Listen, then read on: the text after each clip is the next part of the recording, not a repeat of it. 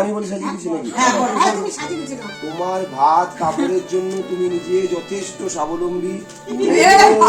তোমার সাজা গোজা সুখ দুঃখ সমস্ত কিছু দায়িত্ব আমি নিলাম। তুমিও থাকবে। কাপড়ের দায়িত্বর ব্যাপারে আমি বলতে চাই অনলাইন নিয়ে। অনলাইনের দায়িত্ব তোমার রইল, কোনো কিছু দরকার হয় তখন আমি দেবো, আর অফলাইনে আমি আছি।